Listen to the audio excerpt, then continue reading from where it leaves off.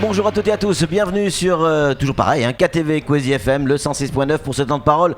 Vous en avez pris l'habitude, toujours en direct, à la radio et à la télévision. Oui, on va parler intérim aujourd'hui, et on a un spécialiste de l'intérim sur le plateau. On a de la chance, c'est Nicolas Puluen, il est avec nous. Nicolas, bonjour.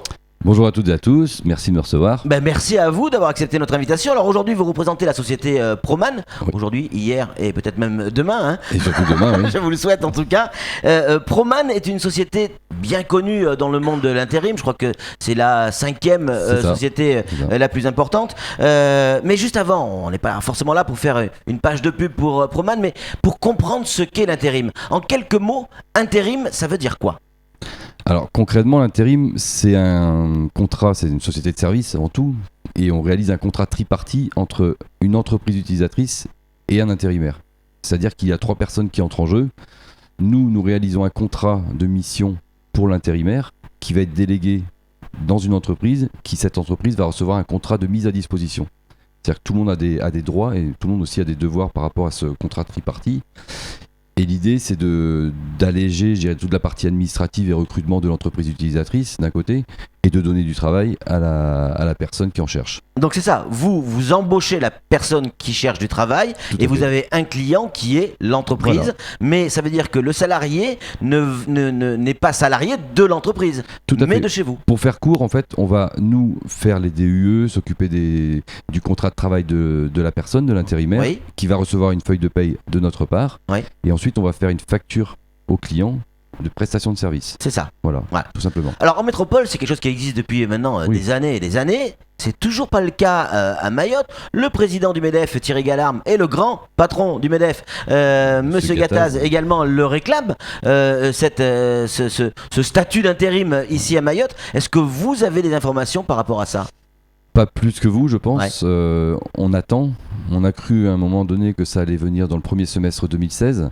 Nous, on se tenait prêt. Quand je dis nous, c'est la société Proman. Ouais. Finalement, c'est peut-être pas plus mal que ça a été décalé parce que nous, ça nous permet aujourd'hui d'être là pendant une semaine, de réaliser posément des tables rondes, de rencontrer les entreprises, de faire vraiment une bonne étude de marché et de prendre les désirs de chacun pour en faire une bonne fusion pour savoir ce qui est réellement à faire sur Mayotte. Et on espère par contre que ça va pas trop tarder parce que tout le boulot qu'on est en train de faire aujourd'hui, s'il sert à rien pendant un an, voilà, peut-être que nous on sera partis sur d'autres projets, peut-être que d'autres personnes seront arrivées.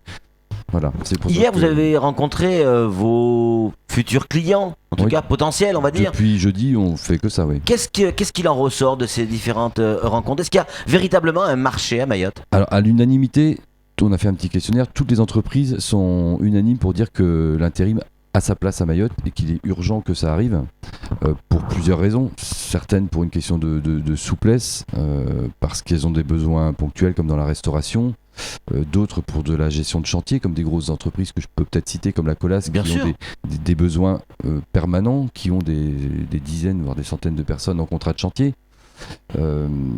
Après il y a aussi des usines de production, des sociétés de transport qui sont liées à l'arrivée des paquebots, des porte-conteneurs.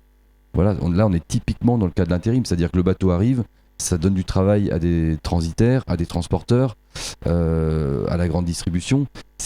Et là vous avez reçu un accueil favorable des entreprises, et pourtant, arrêtez-moi si je me trompe, ça coûte plus cher à une entreprise de faire appel à une société d'intérim que d'embaucher un salarié. A priori, mais si déjà en métropole l'intérim tourne comme il tourne, c'est que chaque entreprise doit y trouver son compte. Ouais. Je pense qu'ici c'est encore plus vrai. Par rapport aux problèmes rencontrés, qui sont des problèmes de recrutement, de gestion de contrat, on est souvent en marge par rapport à gérer au droit commun. Je pense que si on veut pouvoir mettre les choses dans l'ordre, et encore une fois c'est sans prétention, parce qu'on n'a pas la prétention d'arriver là et de changer les choses qui existent déjà depuis des années, mais c'est un effort collectif. Et nous, on aimerait faire partie de cet effort collectif. Je pense qu'il faut vraiment mettre les choses dans un cadre précis pour expliquer aux gens que le surcoût que peut représenter l'intérim, ça met en face des avantages. Ça met en face un allègement du travail administratif, ça met en face pour nous une prise en charge de la visite médicale de l'intérimaire. On fournit également les EPI, donc c'est plein de choses comme ça qu'il faut quand même prendre en compte, qui font que l'entreprise utilisatrice va avoir des coûts qui vont être allégés et derrière probablement une proposition. Ça a un de impact candidat. aussi sur l'imposition parce que, si je dis pas de bêtises, ça diminue la masse salariale puisque c'est une prestation de service. Bien sûr, mais il y a beaucoup d'entreprises qui en jouent aussi pour rester Forcément. sous un seuil, pour ne pas passer le cap fatidique qui va obliger à avoir CE. Bien sûr. Voilà. Le salarié, en règle générale, en métropole, quelqu'un qui travaille en intérim gagne bien sa vie. Quelqu'un qui bosse en intérim arrive à avoir des mois, quand il travaille correctement, qui sont bien au-dessus de ce qu'on peut connaître d'une manière avec un régime général. Ouais. Mais, Nicolas, ça reste un contrat précaire. Ça reste un contrat précaire, c'est sûr, mais il y a aussi beaucoup d'intérimaires qui choisissent ce mode de fonctionnement. Parce que quand vous parliez de salaire, aujourd'hui, l'intérimaire, il touche 10% de précarité, 10% de congés payés. Son salaire, en gros, on multiplie par 1,21 pour arriver à... Plus 20%, quoi, grosso modo. Voilà, en gros, plus 20%. Ouais. Depuis le 1er janvier, en plus, la mutuelle est obligatoire. C'est-à-dire que la personne qui n'avait pas pris soin d'avoir une mutuelle au préalable se retrouve avec une mutuelle obligatoire. Celui qui en avait une peut décider de la supprimer et de prendre la nôtre. C'est-à-dire que là où on va prendre 1 euro, ça va lui coûter 1 euro, mais nous, on va prendre l'euro en face. Et il va avoir une mutuelle. S'il travaille une journée, ça va ouvrir ses droits à la mutuelle. Mais Nicolas, ça reste un contrat précaire par rapport aux banques, etc. C'est compliqué de Bien démarrer sûr. dans la vie. Bien sûr, mais ça peut aussi être un tremplin sur un CDI. Il y a des gens qui ne vivent que de ça, vous venez de le dire. Hein. Ouais. Samuel Baucher, le rédacteur en chef de France Mayotte Matin, une question à vous poser, Nicolas. Je vais rester sur la précarité, justement. C'est très important à Mayotte. Les principaux détracteurs du travail intérimaire ont été, ces dernières années, l'État et les syndicats. C'est-à-dire que l'État, en la personne même de la direction du travail, nous expliquait que ça installerait et ça pérenniserait la précarité à Mayotte. Qu'est-ce que vous pouvez répondre à ces personnalités pour les convaincre de passer à l'intérim? Ça va peut-être être brutal, mais je pense que c'est tout le contraire. Je pense qu'il y a un problème vraiment de compréhension. Il faudrait que ces personnes-là déjà essayent de comprendre ce qu'est l'intérim. Et je pense que l'intérim, c'est un mode de fonctionnement incontournable dans notre économie aujourd'hui. Et c'est vraiment une aberration que ça n'existe pas encore aujourd'hui à Mayotte, quoi. Parce que, pour prendre l'exemple d'une entreprise qui va se créer, voilà, le gars qui va vouloir avoir une activité, faire quelques investissements, mais qui ne pourra pas tout de suite embaucher du personnel, il n'aura pas d'autre choix que de commencer par prendre des gars en intérim, ne serait-ce que pour les tester, avant de leur proposer des CDI. Après, il y a les grosses entreprises qui vont avoir des pics d'activité. On va pas faire des CDI parce qu'on va avoir 6 mois de boulot dans l'année qui vont nécessiter d'avoir 50, 100 personnes de plus. L'intérim a une justification évidente dans le monde du travail. C'est presque dommage d'avoir à expliquer ce qui est pour moi basique, quoi. Comment vous allez recruter d'abord, est-ce que vous allez recruter? Comment ça va se passer? Parce qu'il va falloir avoir un sacré réservoir. Ouais. Comment vous allez faire? Vous allez faire un espèce de casting, demander des CV, rencontrer tous les gens? The Voice. Tout à fait. Non, mais alors il y a deux facettes dans l'intérim. Il faut voir que nous, notre axe de développement va se jouer sur deux choses. Ça va se jouer déjà sur la récupération, sans que ce soit péjoratif, mais la récupération des contrats aujourd'hui qui peuvent être des CDD ou des contrats de chantier que les entreprises font parce qu'elles n'ont pas d'autre choix. Ce qui va nous permettre de récupérer déjà un fonds de planning, comme on appelle ça, pour avoir une entreprise qui va commencer à tourner.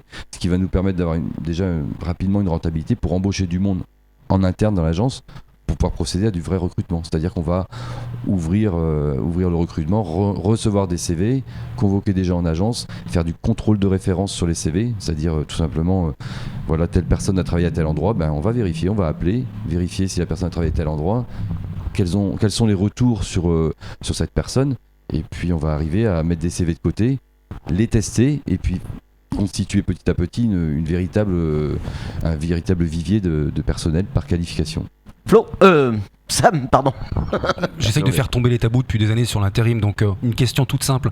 Une personne qui travaille 1 heure, une mission d'intérim, ou une matinée, cotise bien pour sa retraite, mais aussi pour ses indemnités chômage quand il se retrouve sans emploi. Bien sûr. C'est pas quelque chose qui est perdu. Ah non, pas du tout. Non, c'est bien entendu. Quand on sort une attestation ACEDIC, souvent, aujourd'hui, moi je gère une agence à Brest qui existe depuis 10 ans. Les intérimaires, ils viennent parfois 2-3 mois après une mission et puis nous demandent de leur sortir leur état de leur attestation ACEDIC. Et ils vont faire le tour de toutes les boîtes pour lesquelles ils ont travaillé, puis ils se pointent aux ACEDIC avec leurs attestations. Ils auront fait 5 heures dans une, 15 heures dans l'autre, 20 heures dans une autre entreprise. Et voilà, sinon, bien sûr, la moindre heure est comptabilisée. Ils cotisent aussi pour leur retraite. Bien sûr. Flo, une réaction? Ouais, il y a rarement un patron qui se sépare d'un bon salarié. Et on en parlait un petit peu en off. Il y a un statut dans le CDI qui est en train de revenir. C'est-à-dire qu'on peut être en intérim, mais en CDI à l'année. Tout à fait. Mais après, ça, c'est des cas plus particuliers. C'est un peu marginal encore, c'est tout nouveau. Mais le CDI intérimaire existe effectivement. On le pratique déjà peu en métropole. Je pense que déjà. Il va falloir franchir d'autres étapes avant, voilà. À mon avis. Hein. Mais si, pour ceux que ça intéresse, effectivement, ce CDI intérimaire existe. Pour le coup, l'intérimaire est salarié de l'entreprise de travail temporaire.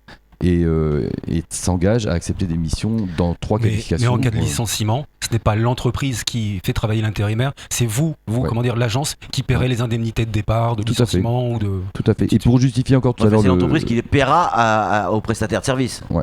Il ne sortira pas de sa poche. L'argent viendra de toute manière de l'entreprise. Ouais. Pour rebondir aussi sur votre question concernant le surcoût et la justification du surcoût de l'intérim, comme toute entreprise, on a des charges, des charges fixes, mais il y a également une chose à prendre en compte, c'est que l'intérimaire étant salarié chez nous, si jamais il y a un accident de travail, c'est notre taux d'accident de travail qui est impacté.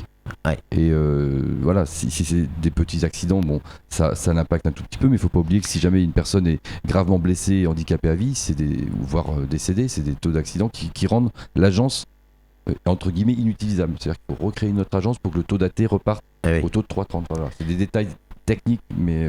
Nicolas Peluen, vous parlez comme si ça allait se faire. Ça y est, vous avez pris votre décision ? La nôtre, elle est quasiment prise. Quand je dis la nôtre, puisque c'est un projet aussi de groupe et de famille, bien entendu. Maintenant, on est soumis à l'ordonnance du ministère du Travail qui voudra ou non donner son accord. Ouais. Ce qui est sûr, c'est que nous, le message qu'on veut passer auprès des acteurs majeurs économiques ici à Mayotte, et si possible plus haut, c'est de dire que voilà, il y a un acteur majeur de l'intérim qui est Proman, qui aujourd'hui pèse 1,2 milliard de chiffre d'affaires, qui est prêt à venir s'installer. Mais Proman est prêt à venir s'installer parce que nous, on est prêt à venir s'installer. Oui, bien sûr. Voilà. Après, clairement, si demain, nous, on décide de ne pas le faire, c'est pas sûr que Proman ait quelqu'un d'autre à mettre à notre place. Oui, on a bien compris. Nicolas, est-ce que, c'est une question que tout le monde se pose, est-ce que l'insécurité ambiante ici à Mayotte est un frein pour vous à cette implantation et notamment sur le plan économique ? Oui, clairement. On en parle tous les jours parce qu'il n'y a pas un des entretiens qu'on a pu avoir avec les différentes entreprises pour lequel on n'a pas abordé ce thème. Et c'est pas nous qui l'avons abordé. Systématiquement, c'est tout le temps notre interlocuteur qui a abordé ce problème. Alors comment vous prenez cette information ?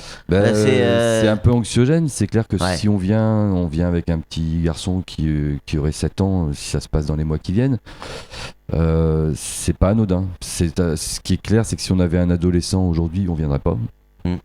Avec un enfant de 7 ans, on s'est bien renseigné sur la scolarité, c'est encore jouable. On espère juste que on voudrait pas que pour un beau projet professionnel personnel, notre enfant pâtisse de Évidemment. Ça. C'est vraiment un projet de famille pour arriver à mener à bien un projet économique qui nous plaît énormément. J'imagine que vous êtes projeté sur le chiffre d'affaires que pourrait générer cette entreprise ici à Mayotte. Vous pourriez peser combien économiquement sur Mayotte ? En termes de chiffre d'affaires ? Ouais. Je voudrais pas dire de bêtises ni lancer à peu près une fourchette. Vous savez, une agence d'intérim qui tourne correctement, ça peut aller entre 4 et 10 millions d'euros sur la métropole. Après, avec les prix de vente qu'on connaît en métropole, on va dire qu'aujourd'hui, quelque chose qui se vend à 20 euros, une heure de travail qui se vend 20 euros en métropole, on serait plus près des 12-13 euros ici à Mayotte. Donc il faut aussi faire ce ratio.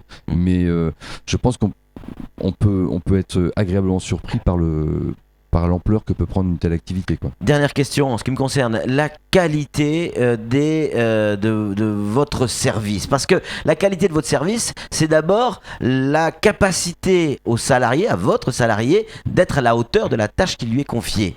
Est-ce que la relation entre votre client, c'est-à-dire l'entreprise, et vous, ne risque pas d'être altéré si effectivement l'un des salariés ne fait pas le boulot correctement? Pourquoi? Imaginons, on fait appel à nous, Queasy, on fait appel à vos services pour avoir un technicien, un journaliste, peu importe. Le gars ne vient pas au travail, etc. Je me retourne contre qui? Contre lui? Contre vous? Déjà, celui qui se fera engueuler, ce sera nous. Ouais. Parce que l'intérimaire sera pas sur place pour prendre la soufflante. Mais c'est des choses qui arrivent, faut pas se voiler la face. Hein. On travaille sur de l'humain. Donc, je dirais. Ça, c'est des choses que vous savez gérer. On sait gérer. Après, c'est toujours pareil, on sait le gérer en métropole. Voilà, on sait toujours réagir si un lundi matin il manque un maçon sur un chantier. Voilà, la bétonnière est là, il faut du monde, il faut absolument quelqu'un. On appelle des gars en urgence et on sait mettre quelqu'un à la place. Mais ça nécessite vraiment d'avoir un fichier pour ça. Et oui, forcément. Le fichier, voilà, on va pas être plus royaliste que le roi. En arrivant ici, on n'est pas magicien non plus. Il nous faudra un petit moment avant de réaliser quelque chose qui tienne la route. Parce que l'intérim, c'est ça, c'est d'abord dépanner. Oui. C'est d'abord dépanner. Il y a un problème, on appelle l'intérim. Est-ce que vous avez une solution à me proposer dans l'heure ou dans les 2 heures qui viennent en fait, c'est ça. C'est pour ça qu'une gestion de fichier, gestion de fichiers par qualification, par lieu de résidence, par mobilité, c'est quelque chose d'essentiel et ça, c'est un métier quoi. Sam. Y a-t-il des secteurs, selon vous, à Mayotte, de l'économie, qui peuvent se permettre d'employer des personnes sans qualification aucune ? Je m'explique. C'est la grande majorité des sans-emploi à Mayotte. Y a-t-il possibilité à travers l'intérim de les faire rentrer dans le marché du travail ? La manutention, quel que soit le domaine ? Plus que ça, je pense que oui, déjà, j'ai du mal à imaginer qu'il y ait assez de boulot pour tous les gens qui sont disponibles. Ça, c'est une réalité malheureusement. Mais je pense qu'il y a beaucoup d'entreprises qui effectivement peuvent prendre des manutentionnaires. Et l'avantage, encore une fois, de l'intérim, c'est que ces manutentionnaires qu'on peut avoir testés sur différentes missions, on va dire dans de l'embouteillage, pour vider des conteneurs, pour remplir des camions, etc. Si nous, on arrive à avoir des bons retours sur des personnes, après notre boulot, si on veut vraiment bien le faire, c'est de faire monter ces gens en compétences et d'utiliser nos fonds de formation pour leur apporter de la compétence supplémentaire. Dernière question, Nicolas. Qui décide aujourd'hui du fait que l'intérim peut ou pas exister à Mayotte ? Qui est la personne qu'on a sonné à sa porte, qu'on a tapé à sa porte ? J'aimerais bien savoir qui c'est précisément. précisément. Pour moi, c'est qui votre interlocuteur de prédilection ? Alors, moi, je traite depuis pas mal de temps avec Thierry Galarme du MEDEF, qui est en relation avec Gattaz, qui lui-même est en relation avec le ministère du Travail. J'ai vu les échanges de courriers qu'il y a eu depuis plusieurs mois concernant ce dossier-là. J'espère, peut-être que nous, quand on aura fait notre compte rendu sur la semaine qu'on va passer ici, peut-être que si ce dossier-là arrive sur le bon bureau et que les personnes décisionnaires voient qu'il y a un acteur majeur de l'intérim qui est prêt à s'installer à Mayotte, peut-être que ça fera accélérer les choses. Nicolas Puluen, merci beaucoup d'être venu sur ce plateau. Vous l'avez entendu, aujourd'hui on a parlé intérim avec la société Proman. C'est tout pour ce temps de parole. Tout de suite, la suite de nos programmes.